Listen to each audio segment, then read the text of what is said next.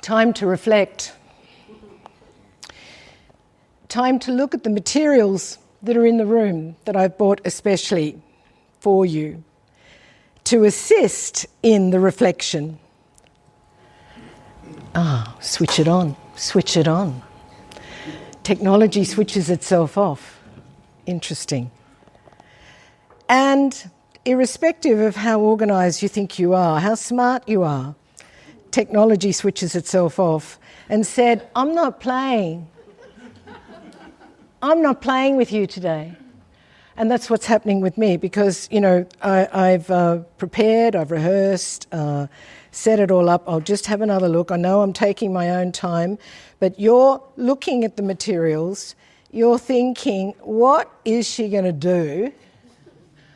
And those materials are acting on you, I hope, at this point, because materials do act on us and they matter.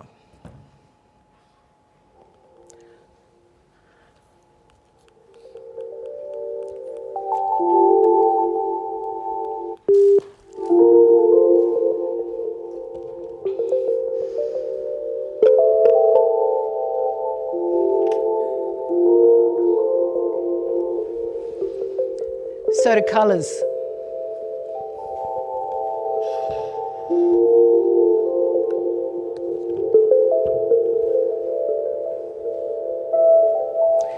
Brian Eno.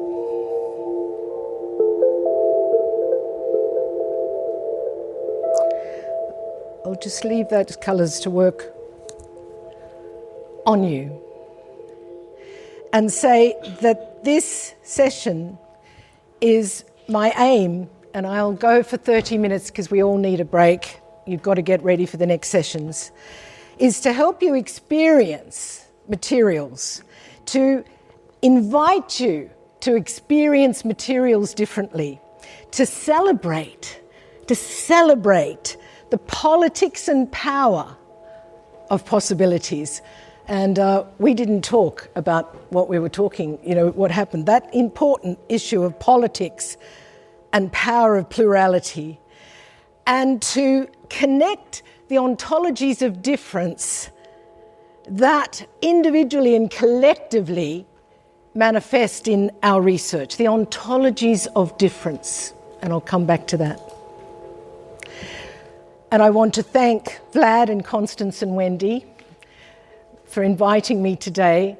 It was a year ago, I can't believe, like blink, where you, many of you, put your hands up if you were in Cambridge this time last year. Whoa, reunion, fantastic. Created this assemblage of wool. There were threads, themes that you wanted to keep playing into 25.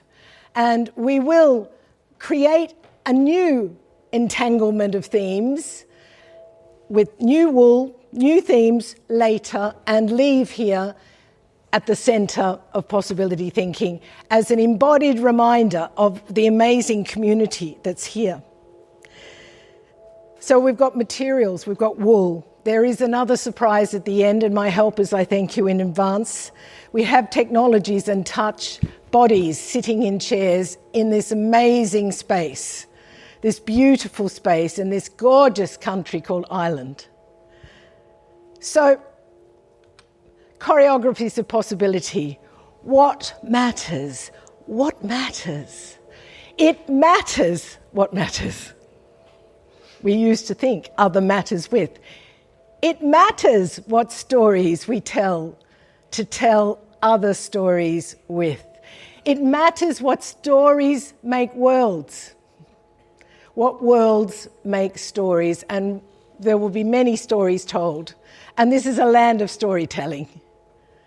But this conference always manifests many shared connections and stories. Thank you, Donna Haraway, in her book, Staying with the Trouble, and we're going to stay with the trouble today. But we hope to actually not just trouble everything, but find ways to make change, to create change, to have future-making education. Not preparing education for the future. How do you do that? What future? Which future? What does that look like? What does employment, vocation look like? So we have a lot of work to do. And these choreographies of possibility, they line up like a line of flight. And we're going to throw some wool today. The line of flight of wool is like possibility, the possibility to connect. When change happens, it's usually the intersection of two things. Sometimes that change can be really so eruptive that the landscape changes. Life is never the same for you. So looking at how change happens, I think, is also a theme here. And thinking of these choreographies of possibility are key. And these are the concepts. This is a sort of rhizomatic assemblage of the concepts that are going to be swirling around in the entanglement of this 25 minutes.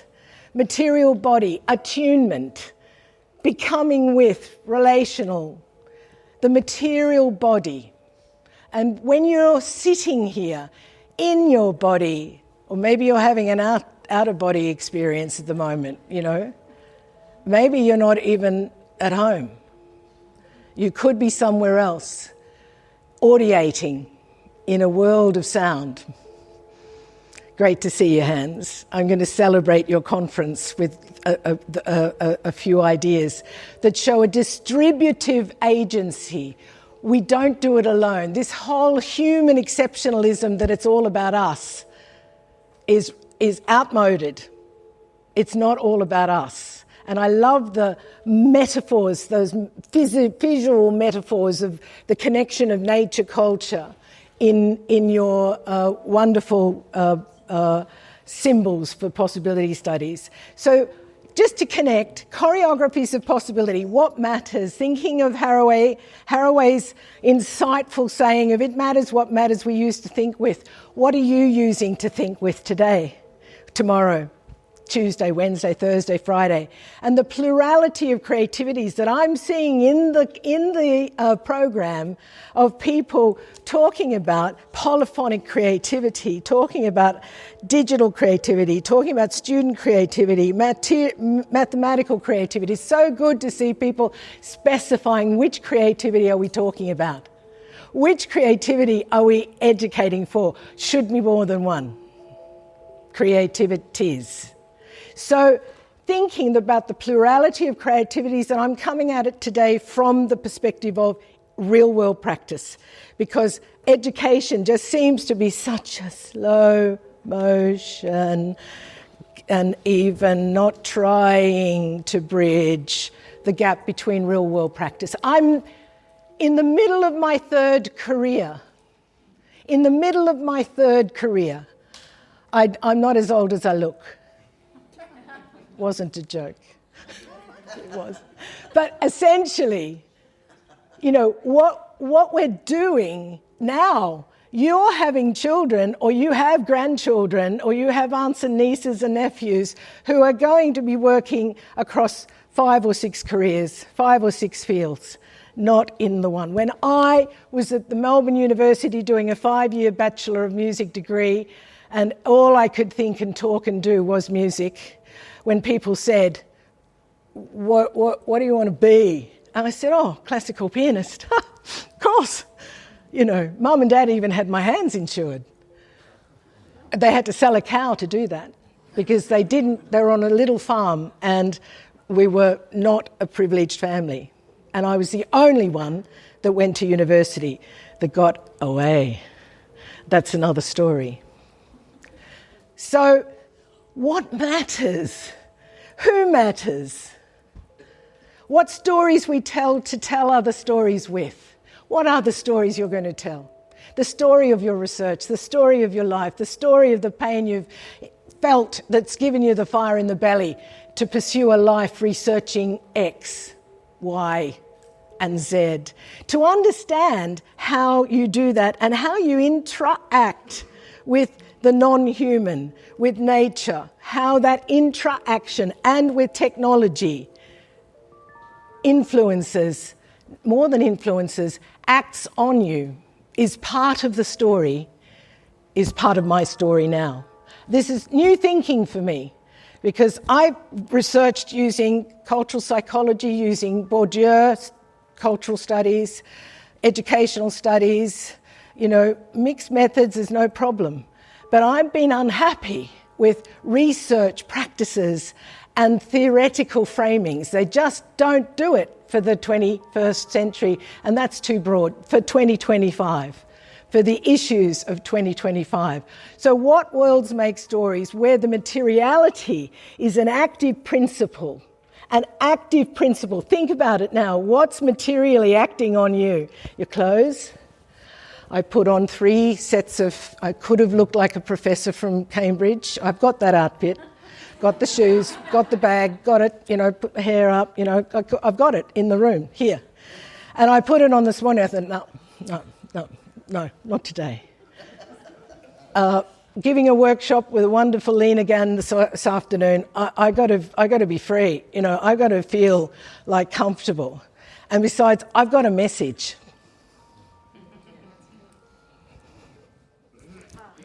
The earth without arts is.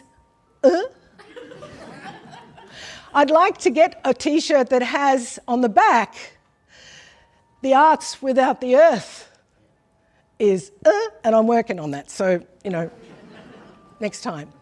So I've just indulged myself, and I hope you, in hearing what the intention of everything that I now scream through was attempting to communicate.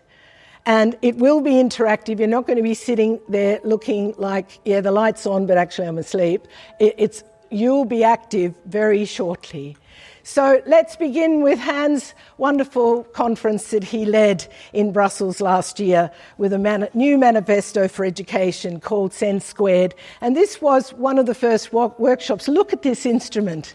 This is a repurposed piano. This blew my mind. And in, your possibility thinking, Hans, to find every abandoned piano in Brussels, lay it on its back, put wood underneath, put wheels on the bottom, and give it to schools. Oh my God. Well, this was a play space like no other. And the artist, composer, performer here, Pak Lan Yao, performed. And this is part of her performance. And look at the materials. Metal, plastic, nylon. Look at the science underpinning the performance. The sound. And then she invited us all one by one. I was sort of sitting on the edge of my seat, like, wanting to get me, but I was trying to be good, And finally she invited me, and we all fitted around. You were in the room, Hans. You can test, I'm not making this up. I could. It could come out of somebody's imagination, but this was real. This happened, and this is what it sounds like. Okay. Short examples.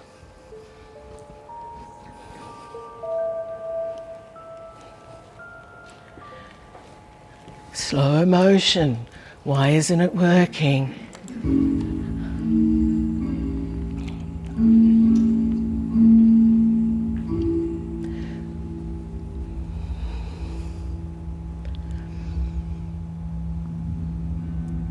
Sound. How is it acting on you? The reverberation, the resonance. It's always frustrating, these things. You've got to stop it, sorry.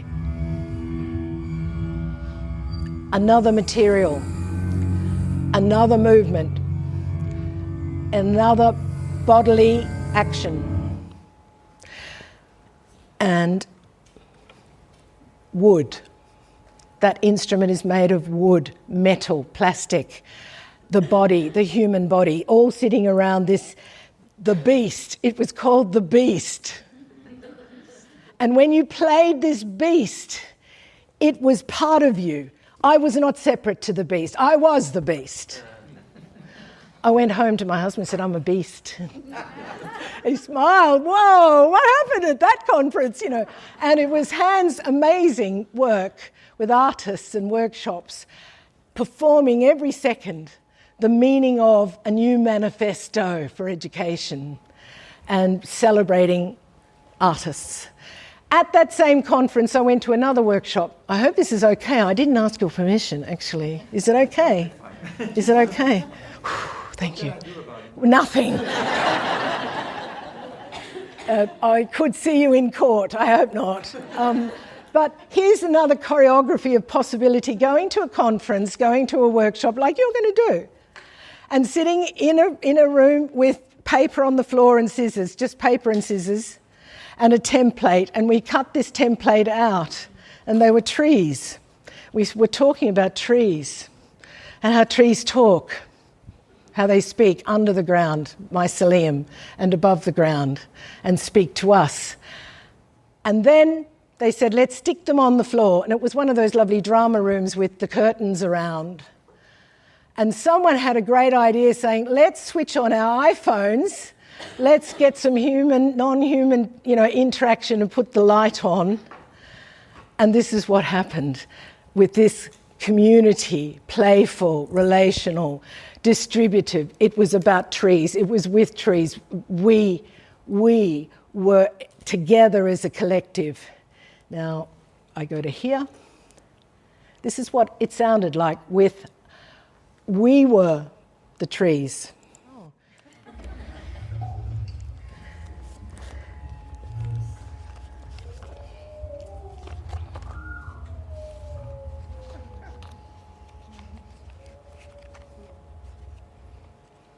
So we hear here, thinking of Bradotti, who has this term becoming insect in rhizomusicology. She calls becoming insect, where humans inhabit an uncoded post-human acoustic environment where the non-verbal communications of birds, insects and nature generally, creating an acoustic world for humans, but becoming nature. And people are writing about nature culture as one word. And that interconnectedness, where environments and non-human agents are agentic, collaborators. They are co-authoring, hence distributive creativity. So, Choreographies of Possibility, here's just two books, there's many of them. You know these two books, The Hidden Life of Trees, and then there's this beautiful book by Robert Macfarlane, Is a River Alive? And we ask ourselves, how do trees connect? How do they communicate? How do they make us feel? How do they feel? And rethinking how humans listen to non-humans and how that acts on us and how central it is to being human, to intra-act, which means it acts on you and you acknowledge it. So looking at this multi-species, interspecies creativity is really one of my latest passions and a book I'm writing. And here's Lisa Lim, composer, How Forests Think. She'll talk in a minute. How Forests Think is a music made out of many intertwining strands. Ecology, entanglement, the way tree roots create communication networks with fungal mycelia.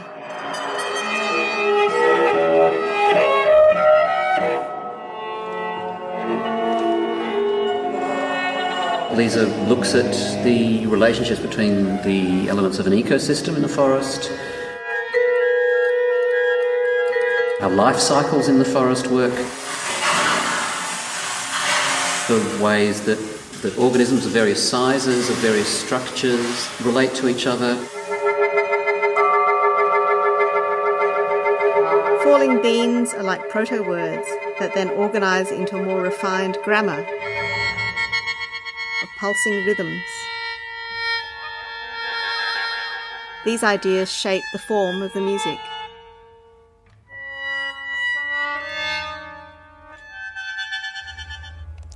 So materials matter. Interspecies interconnections matter. And if we go to just one more of her compositions, and there are other composers, there are other artists, there are artists in this room and researchers, artist researchers, Penny Hay, for example, who do this very work. This is a composer who has really turned, she's really shifted in rights. Multi-species justice takes up the moral, political and legal claims of animals, plants, rivers, forests and ecosystems, bound up with the fate and well-being of humans. The well-being of humans. The well-being of humans. So this is a piece about the materiality of a river, and the violin is an instrument, but the river is too. And they use video. I haven't got time to play it. You could just Google multi-species knots of ethical time and hear all about this. It was recorded in Lucerne. She is an Australian European composer who just keeps growing, keeps changing, keeps moving, and really works with materializing the distributive agency of nature, culture, human, non-human. And so this is this meeting, the science and arts, the meeting, the materialities of these too often still siloed subjects in education. Yet in real-world practice, this is the norm. But in education, we're just still locked in the 19th century. Not all countries, looking at your country, not all countries, because not all countries silo subjects as much as we do in the UK, and I think to some extent in Ireland. I can't speak for Ireland, although I think I know something, but I probably don't. But needing to learn different, to teach different, to deterritorialise subjects is one of the things I'm banging on about. And again, look at Bjork. She does digital creativities, design. Look at that belt. It's a harp, but it's a belt. Thinking about the performance creativities, thinking about how she brings together science, arts, nature, culture, interconnected. And in this, not to listen to this for long, just look at where is the body, where are the bodies, where does nature end and humans end? They are actually connected, interconnected. And this is a multi-species performance of science, arts, nature, culture, erupting in front of your eyes and ears, body. And I argue this is an immersive revisioning of distributed creativities. You can break it down into types, but it is distributed, but not just the human. Have a look at this track. It's a beautiful track. Look at this. I mean, lots of CGI. Children behind. She always travels with children from Iceland, music education, industry, connected. Absolutely beautiful video that students could re-sound or do a revisioning of a big idea in a task that brings animals and humans together. It's not new. I was recently in London at an installation which was AI generated, but it was all inspired by nature. And so it was sort of nature repurposed, animals and stuff. Incredible. Now, thinking of well-being, and this is a social entrepreneur. He was a drummer in a band, and he travelled the world with his band, and he wanted to make a difference, so he became a social entrepreneur, now award-winning. And he works with music tech mentoring. And this is a new authoring. So I'm naming this a new creativity, because he does it differently. He uses self-determination theory to measure well-being, and he uses cloud technologies to document the children's reflections, to analyse them all every week using AI. And he is coming up with outstanding impacts on young people who have given up or have been thrown out of the system from all economic backgrounds. So feeling in control, feeling good, feeling seen is the materiality of music, arts, sciences, technologies. You can look him up, Simon Glenister, and he will tell you all about that practice and how they measure well-being, how they take... Sorry. We see young people talking about why it's so impactful. Each week, the young people we work with reflect on how they're feeling, recording short videos at the end of each. And he has teams, they're music teachers, they're musicians who have become community musicians mostly. He has social workers, a team of people working with young people who have just given up, won't come out of their bedroom, don't see themselves fitting into society, and basically using studio practices, very much in collaboration with parents who are also in the digital technology of reflecting about what they're hearing of the new voice from their 16-year-old child. It's hard work, hard graft. And they are often just working from one sort of 6-month term sheet, income to another. I'm on the board of trustees for this organisation, and they are battling to keep going, yet they are. And they are winning awards. But the system sort of works against people who are doing really beautiful work, different work. Why is that? We know why it is. And if you go online, you'll find more about it. So let's think what really matters here. It matters what matters we use to think with. And I'm thinking with new materialism, I'm thinking with cultural studies, with performance studies. I'm thinking with Bradotti and her way of looking at post-human bodies. It's an assemblage of theorists I'm putting to work in order to differentiate, to see what are these pluralities? Why is plurality important for creativities? Enacting and encountering vital materialities, writing up, what creativities are differently, thinking these human and non-human interactions, their contributions, because we don't see what's the non-human, what's the role of the technology, what's the role of the natural elements, and that bodies matter in which what objects do. Bodies matter in what objects do. And through that orientation towards each other, so the time is acting upon me, and I want you to be audacious. I want you to be eruptive during this week. We have to be. There is no choice. There is just no choice. If we want to make a difference, you have to make a difference. And so you have to act, enact, and be really pretty out there. I've always found I could be. I just blame being Australian. Sorry, Dan. But actually it's more than that. It's because I come from a little country town in Warragul and learned how to get away. And it's because I got a fire in the belly. It's because I was fifth of 5. Told I was adopted, and I left home at 4 years old. I did. Packed my little red thing and went down the road. And then I looked around, I couldn't see our house, and I went I could see our... I don't think I'm ready for this. So I came back, and about 16 years later I left. But I knew I had to leave.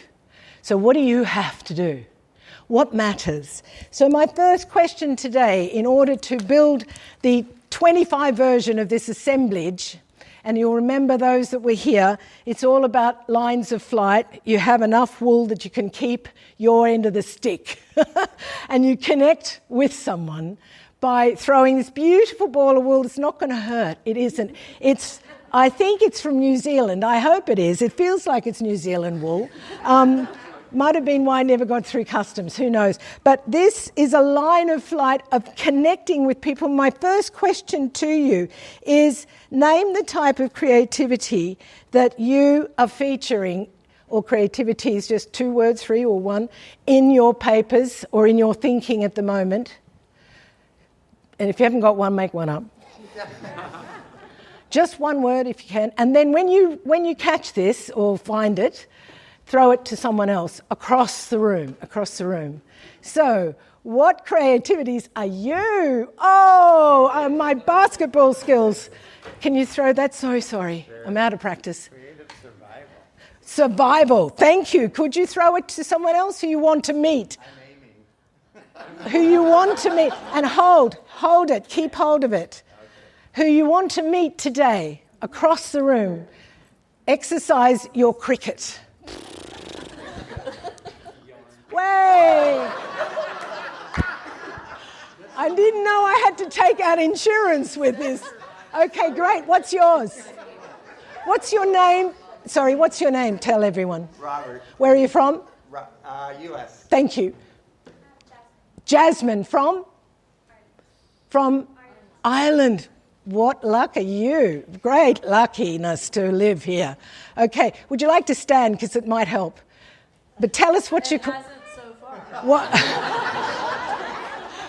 What's that so true? It's so nice to hear people laughing. Isn't it a beautiful sound? It's an amazing collective sound. Jasmine, what creativities are you going to be manifesting? Creative language. Creative? I didn't get it. Language creativities. And there's many, actually, so there's many languages. Are they the same creativity? You know, the authoring of how we teach or how we speak French. Is it the same as speaking German? Is it? I thought it came from a different place in the throat. German sort of back here, and the French is, oh, you know, that beautiful sound.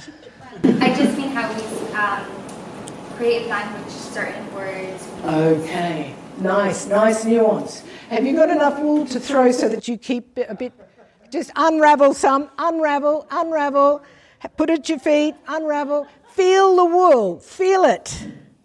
And the colour, I chose it purposefully, matches your dress. Oh, that's probably enough. I mean, how far are you going to throw it? Right, get ready. Whoa, beautiful shot. What's your name? My name is Petteri. It's Yeah. Peter, a Finnish name. I'm from Finland. Did you all get that? Yeah. Okay. Great, because the Finnish names are normally very difficult. Yeah. Oh, we're a very sophisticated audience. We can take that. Yeah. So unravel and throw. Woo! Wow. Oh, that's a lovely knot. Leave the knot, leave the knot. That is so special. There it is. Complication. Okay. So, yours? Hello everyone, I'm Shane from London. I'm a songwriter, so I was delighted to catch the musicians. Great. Oh, very nice. I'm Michelle. Dance. Just hold it there, Michelle. Can you just hold it? Because I'm going to throw another line. Okay? So just hold your threads up, everyone. Hold them up. Let's see. Lines of flight, connecting, crossing. Very nice. Let's complicate the issue. Okay. Who is new to Possibility Studies Conference? Who's never been before? Oh, whoa, lots of people. Right. I'm going to throw this to you and say, why did you come? And then that's the next question for someone. Oh, could you pass it to him, please? Yeah, I'm sorry. What's your name? What's your name? My name's Troy. Can you reel a bit out? I'm a fish. You've just caught me. Thank you. Stop there. And I'm from the northwest of Ireland. Okay. A place famous for a few things. It was named the coolest place on the planet to visit, Donegal. And the accent was named the sexiest accent in the world.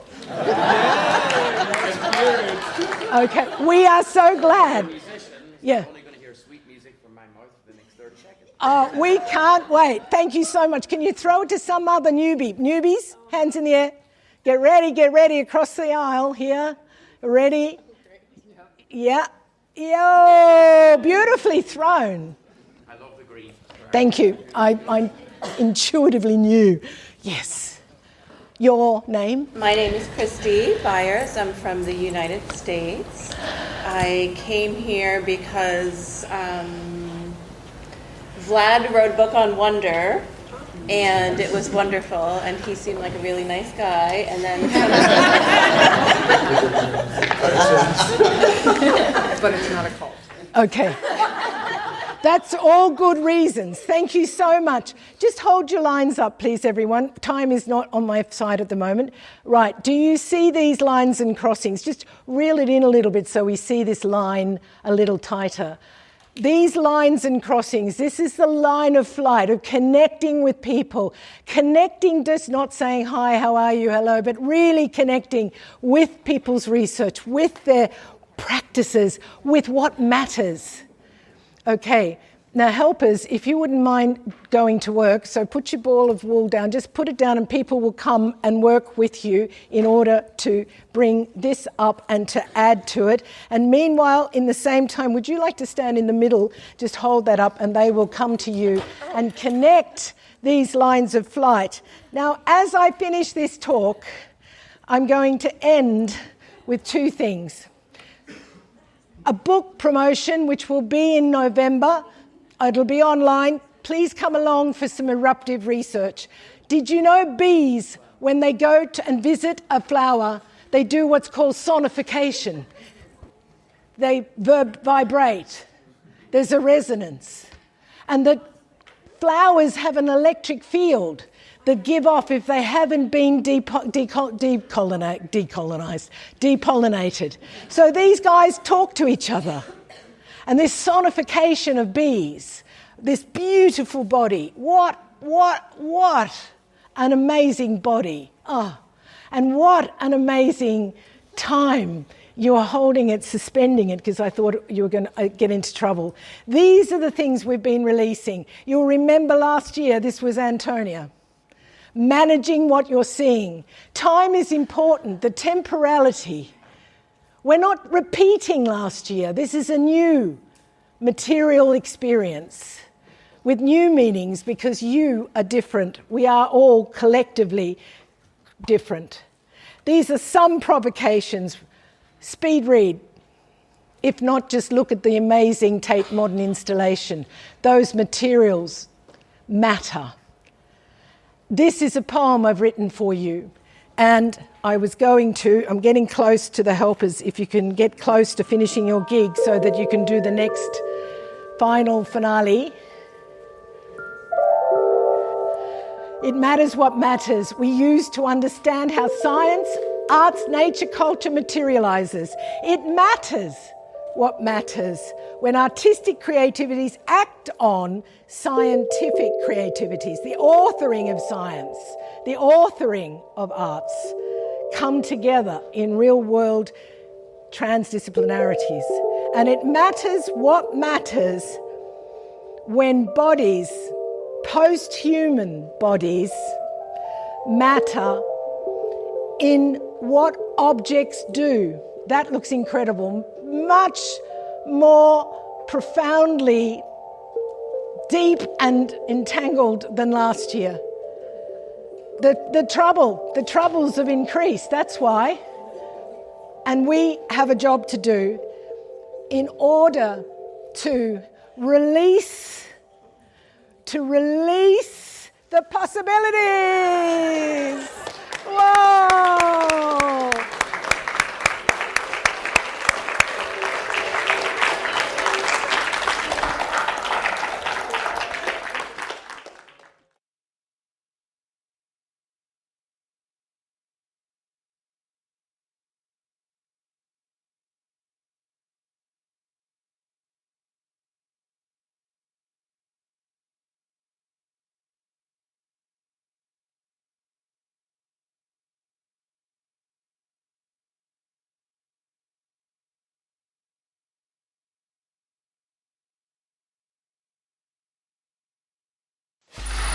Free audio post-production by alphonic.com.